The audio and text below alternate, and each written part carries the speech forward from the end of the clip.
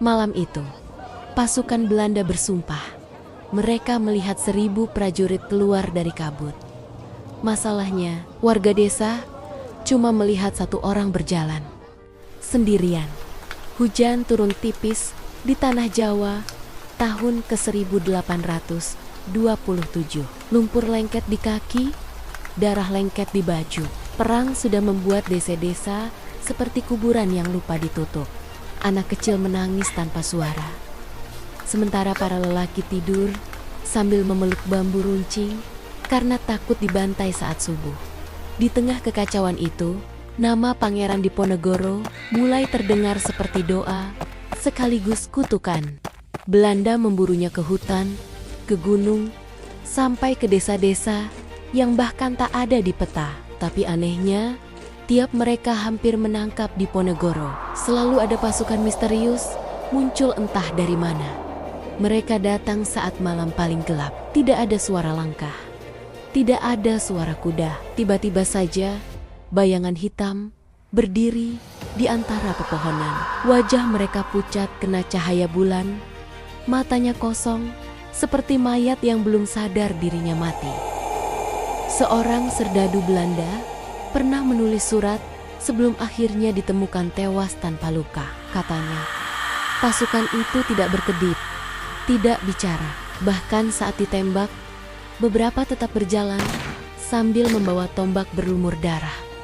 Dan yang paling bikin ngeri, jumlah mereka selalu berubah. Kadang 10, kadang 100, kadang seperti memenuhi seluruh hutan. Orang-orang Jawa mulai menyebut mereka pasukan siluman.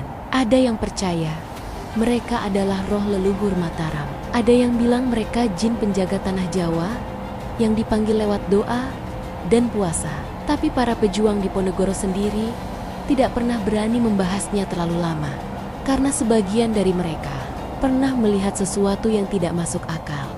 Seorang pemuda bernama Jatmiko jadi saksi malam itu. Ia hanyalah kurir perang. Tugasnya membawa pesan lewat jalur hutan. Saat itu, pasukan Belanda mengepung sebuah dusun kecil tempat para pejuang bersembunyi. Jumlah mereka terlalu banyak. Semua orang yakin subuh nanti dusun itu habis. Lalu, kabut turun. Bukan kabut biasa. Kabut itu dingin sampai menusuk tulang. Suara jangkrik mendadak hilang. Bahkan anjing desa yang biasanya ribut langsung diam sambil meringkuk gemetar. Dari balik putihnya kabut, muncul suara langkah ramai. Duk, duk, ratusan orang. Jatmiko bersumpah, ia melihat pasukan berjubah hitam berjalan pelan dari arah sawah, membawa tombak panjang dan keris yang memantulkan cahaya bulan. Wajah mereka samar, seperti tertutup asap, tapi matanya merah. Pasukan Belanda panik. Tembakan meledak ke segala arah. Kuda-kuda mengamuk. Beberapa serdadu lari sambil berteriak bahwa mereka sedang melawan setan.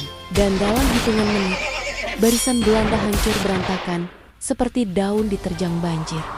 Tapi yang aneh, saat para pejuang keluar dari persembunyian, tidak ada mayat pasukan misterius itu. Tidak ada jejak kaki, tidak ada darah, tidak ada apa-apa. Hanya bau tanah basah dan hawa dingin yang belum pergi. Jatmiko mencoba melupakan malam itu.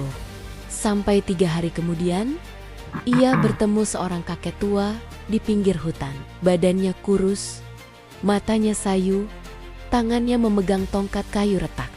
"Kau lihat mereka ya?" tanya si kakek. Jatmiko diam. Kakek itu tertawa kecil. Tawa yang lebih mirip batuk orang sekarat. "Mereka bukan datang untuk Diponegoro," katanya pelan. "Mereka datang karena tanah ini belum rela diinjak penjajah." Jatmiko merinding. Ia ingin bertanya siapa sebenarnya pasukan itu. Tapi si kakek malah menunjuk ke arah dadanya sendiri. "Yang paling berbahaya bukan siluman di hutan," katanya, "tapi manusia yang terlalu lama hidup dalam perang." Malamnya, Jatmiko baru sadar sesuatu. Wajah salah satu pasukan siluman yang ia lihat di kabut mirip ayahnya sendiri. Padahal Ayahnya sudah mati, dibantai Belanda setahun sebelumnya. Sejak hari itu, Jatmiko tidak pernah lagi takut perang. Karena ia mulai percaya, di tanah Jawa, kematian bukan akhir. Kadang, itu cuma cara lain untuk kembali bertempur.